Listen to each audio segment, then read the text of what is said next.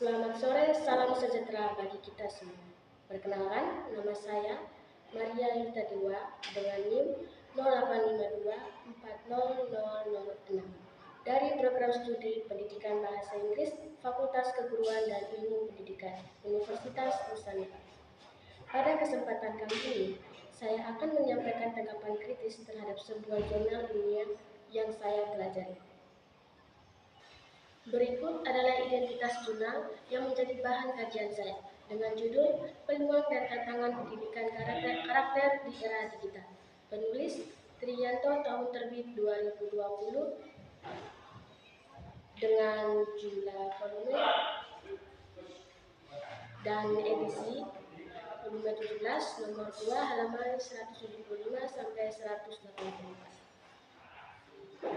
Artikel Peluang dan Tantangan Pendidikan Karakter di Era Digital karya Triyanto 2020 merupakan refleksi ilmiah yang sangat penting dalam menyoroti transformasi pendidikan karakter pada era digital saat ini. Dengan pendekatan kualitatif, naturalistik, jurnal ini memberikan gambaran yang menyeluruh tentang bagaimana guru, siswa, dan sistem pendidikan di Indonesia harus merespon dinamika perubahan zaman yang ditandai dengan pesatnya perkembangan teknologi informasi. Salah satu kekuatan utama dari karakter ini adalah relevansi temanya. Penulis berhasil menyentuh persoalan kontemporer yang sangat aktual, bagaimana teknologi telah menjadi bagian integral dalam proses pembelajaran dan membentuk cara berpikir serta perilaku generasi muda. Penulis mengidentifikasi tantangan yang muncul dari penggunaan teknologi seperti cyberbullying, sexting, pelanggaran hak cipta, hingga plagiarisme. Masalah-masalah ini bukan lagi ancaman masa depan, melainkan realitas yang sudah dihadapi sekolah hari ini. Penulis juga menekankan pentingnya integrasi pendidikan karakter dalam kerangka digitalisasi pendidikan, bukan hanya sebatas memindahkan media pengajaran ke format digital.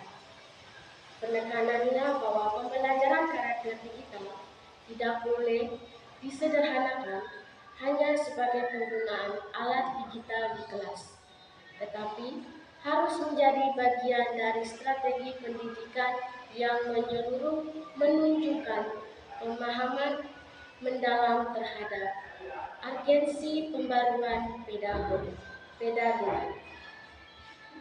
Namun, secara metodologis, artikel ini masih memiliki kekurangan. Walaupun penulis menyatakan bahwa pendekatannya adalah kualitatif dengan wawancara, survei, dan observasi, tidak ada penjelasan yang cukup detail tentang proses pengumpulan data, karakteristik partisipan secara demografis, dan bagaimana data analisis secara sistematis. Ini membuat pembaca kesulitan menilai kredibilitas dan validitas temuan. Akan lebih kuat jika penulis menyertakan kutipan langsung dari responden atau contoh konkret situasi di lapangan. Dari segi peluang, artikel ini menyoroti banyak manfaat politik positif dari pembelajaran digital, seperti pembelajaran yang lebih personal, akses yang lebih luas terhadap sumber belajar, serta pengembangan keterampilan abad ke-21. Ini merupakan poin penting mengingat sistem pendidikan global pun telah menuju arah pembelajaran yang lebih fleksibel dan berpusat pada siswa. Penulis juga mencatat bahwa teknologi memungkinkan pelancaran kemajuan belajar siswa dan memberikan transparansi proses pembelajaran kepada seluruh pemangku kepentingan. Namun, kritik utama saya terhadap artikel ini adalah kurangnya solusi konkret yang ditawarkan. Penulis memang menyebutkan perlunya program kewarganegaraan digital, tetapi tidak merinci seperti apa struktur, kurikulum, atau metode yang ideal dalam mengimplementasikannya di sekolah.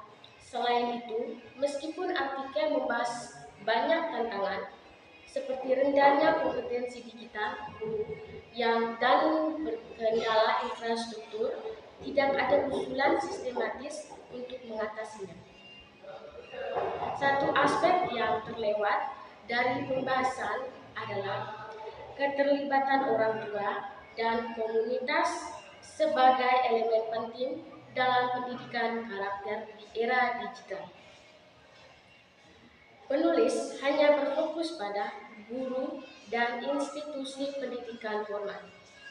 Padahal, dalam konteks digital, anak-anak seringkali terpapar lebih lama pada konten di luar lingkungan sekolah.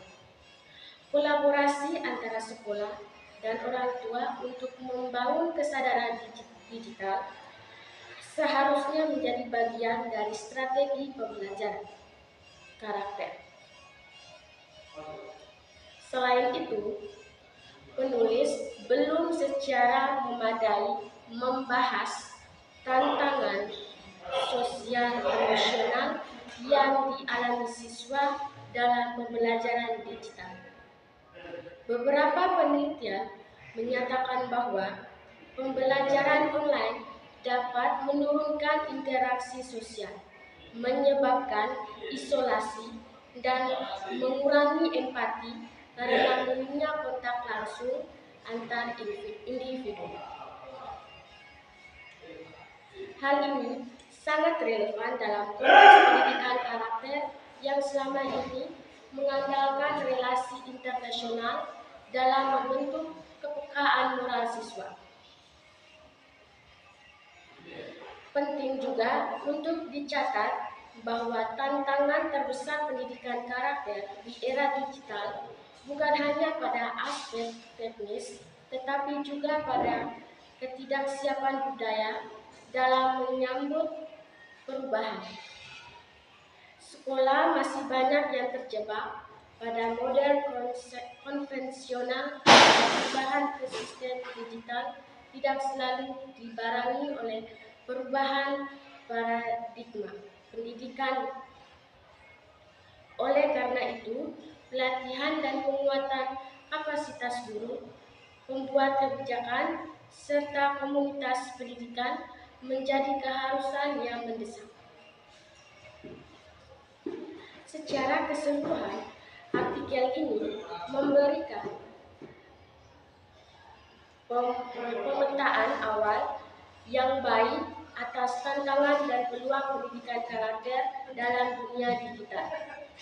Namun, untuk menjadi dasar kebijakan atau rujukan praktis di lapangan, jurnal ini masih membutuhkan pendalaman konseptual, penguatan metodologi, serta pengembangan solusi implementasi yang lebih tajam dan aplikatif. Demikian tanggapan kritis jurnal yang dapat saya sampaikan. Semoga pemaparan ini dapat memberikan gambaran yang jelas mengenai topik yang dibahas. Terima kasih.